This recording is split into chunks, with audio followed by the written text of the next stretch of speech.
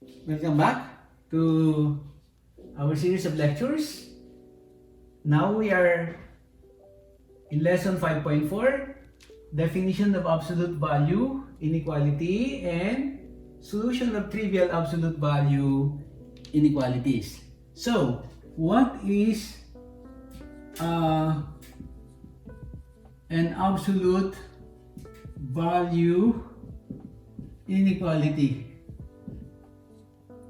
Okay, it is an inequality that has a variable expression enclosed in an absolute value symbol.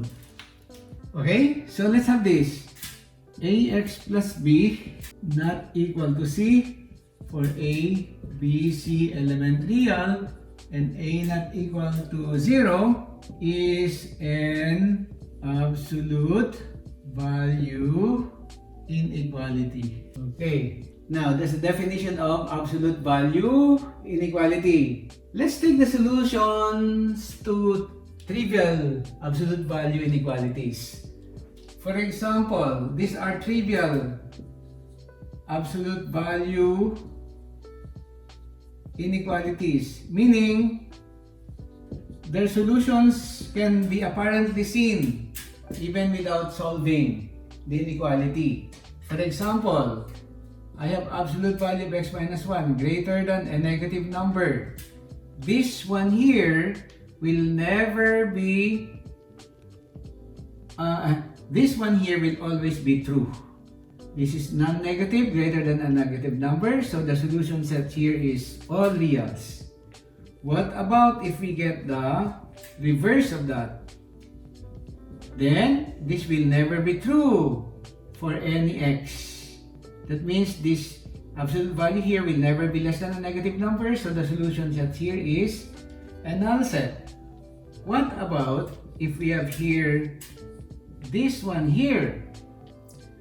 Will absolute value expression be always greater than 0? Well, there is an exception to the rule. When x equals 1, this will become 0. Therefore, 0 cannot be greater than 0. Therefore, you can say the solution is R except what? X equals 1.